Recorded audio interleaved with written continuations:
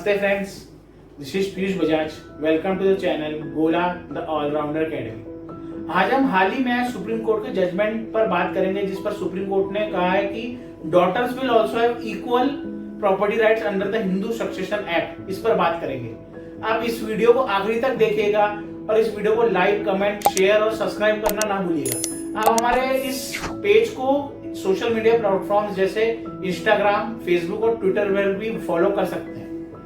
तो अब हम आज के टॉपिक पर आते हैं। सुप्रीम कोर्ट ने 11 अगस्त 2020 को once and daughter and always and daughter, मतलब एक बार एक बेटी हमेशा के लिए एक बेटी कहते हुए हिंदू सक्सेशन एक्ट 1956 के अंदर कहा कि the women will also have equal property rights. तो ऐसा सुप्रीम कोर्ट ने क्यों कहा, इसलिए कहा? क्या पहले वुमेन्स के पास इक्वल प्रॉपर्टी राइट्स नहीं थे?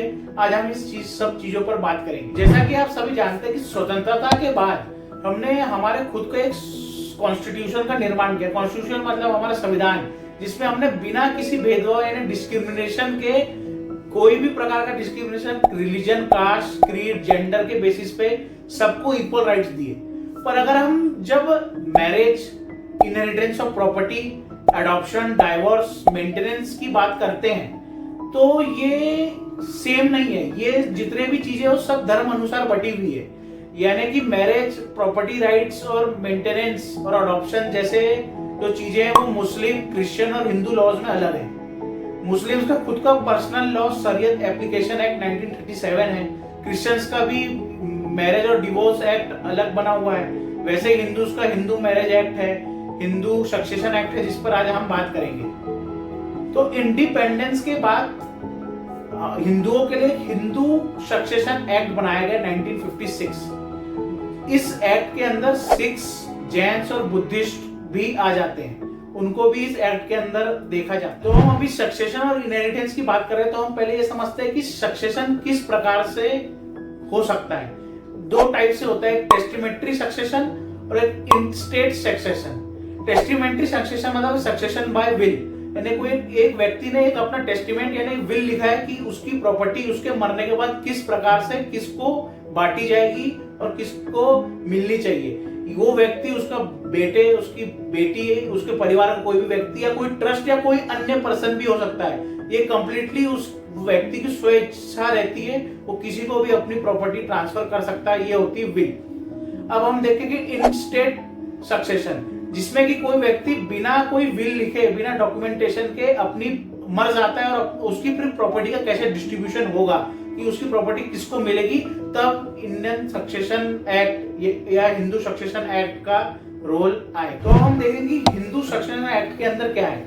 हिंदू सक्सेशन एक्ट के अंदर डॉटर और सन को दोनों को ही इक्वल राइट्स है एक्वायर्ड प्रॉपर्टी के लिए फादर। पर जब हम अगर एंसेस्टर प्रॉपर्टी यानी पुश्तैनी प्रॉपर्टी पर आते हैं तो डॉटर्स का इस पर कोई अधिकार नहीं है, सिर्फ सन्स को ही अपनी एंसेस्टर प्रॉपर्टी पर राइट्स है। एक्वायर्ड प्रॉपर्टी वो होती है जो कि फादर ने अपने मेहनत से, अपनी अर्निंग से किया हुआ है और उसने उस प्रॉपर्टी को लिया है और वो उसका फिर ट्रांसफर कर रहा है, अपने सक्सेशन कर रहा है।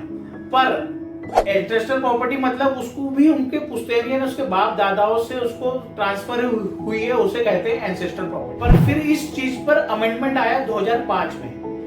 2005 में वुमेन की इक्वालिटी के लिए हिंदू सक्सेशन एक्ट में एक अमेंडमेंट आता है, जिसमें हिंदू डॉटर यानी जो डॉटर रहती है उसको उसकी एंसेस्टर प्रॉपर्टी यानी पेरेंटल प्रॉपर्टी जो कि एक्वायर्ड हो या एंसेस्टर हो, या कि जो कि मतलब कि उसके फादर ने खुद से ली हो या उसको पुश्तैनी मिली हो, उस पर उसका हक मिल जाता है उसको, डॉटर को भी।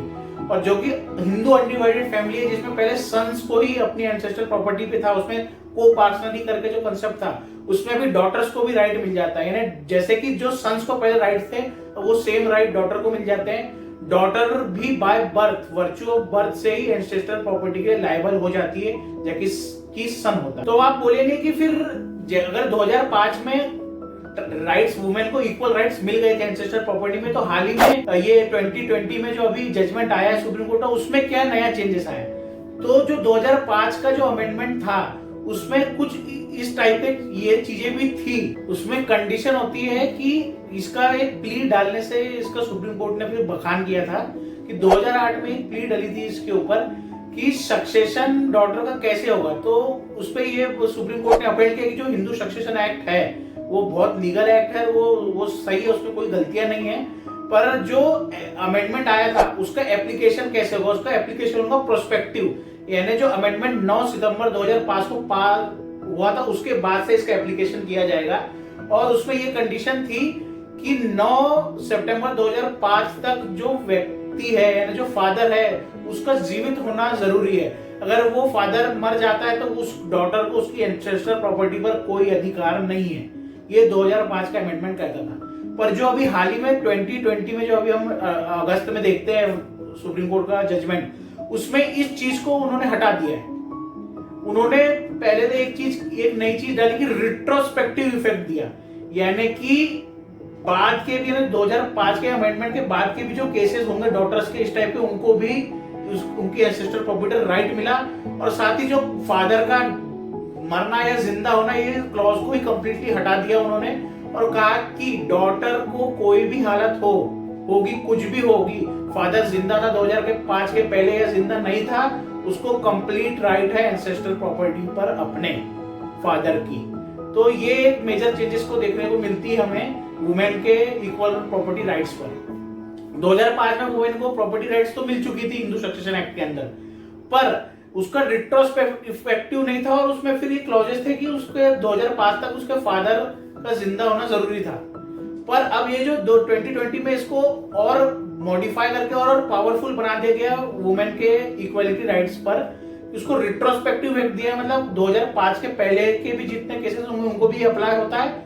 और फादर का जिंदा होना या उस समय वो कोई मायने नहीं रखता, क्योंकि ये डॉटर का बर्थ राइट है उसका एंसेस्ट्रल प्रॉपर्टी पर, ये उन्होंने डिक्लेयर कर दिया। और ध्यान रहे कि ये कब अप्लाई होता है, कि ये जब अप्लाई होता है, इसको ना भूलिएगा कभी कि ये जब अप्लाई होता है कि जब वो फादर की कोई विल नहीं होगी, ये इंटरस्टेट जब उसका किया गया होगा तब। और सेकंड कंडीशन है कि हिंदू अनडिवाइडेड फैमिली का होना इसमें जरूरी है।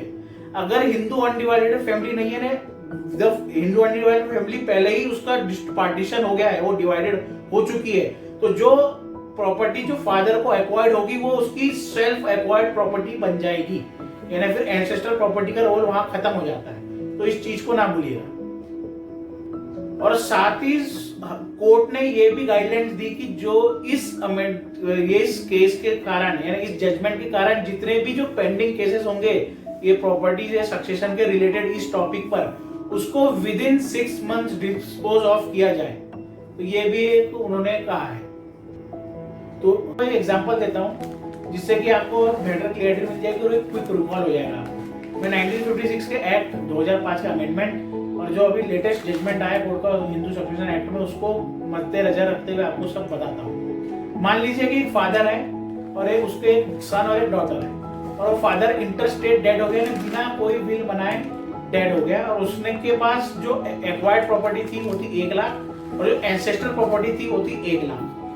तो 56 के एक्ट के अंदर जो एंसेस्ट्रल प्रॉपर्टी थी पूरी 1 लाख वो सन को मिल जाएगी, और एक्वायर्ड प्रॉपर्टी को डिवीजन होगा, एक 50,000 सन को मिलेंगे, 50,000 डॉटर को मिलेंगे, यानी सन को 1.5 लाख मिले टोटल और डॉटर को मात्र 50,000, क्योंकि उसको एंसेस्ट्रल प्रॉपर्टी में कोई राइट था ही नहीं। पर 2005 के अमेंडमेंट के बाद जिसमें एंसेस्ट्रल प्रॉपर्टी और एक्वायर्ड प्रॉपर्टी दोनों मिलने लगी थी, डॉटर का पूरी पेरेंटल प्रॉपर्टी में दोनों का इक्वल शेयर था चाइल्ड का, वो सन हो या डॉटर हो, तो दोनों को 50,000 एक्वायर्ड, 50,000 एंसेस्ट्रल सन को, 50,000 एक्वायर्ड, 50,000 एंसेस्ट्रल डॉटर को, यानी दोनों को 1-1 लाख मिल जाती है। पर इसमें कंडीशन ये थी कि जब एक्ट पास हुआ था 9 सितंबर 2005 को, तो उसके बाद ही डॉटर को ये इस पर राइट था एक्वायर्ड प्रॉपर्टी एंसेस्ट्रल प्रॉपर्टी लेने का।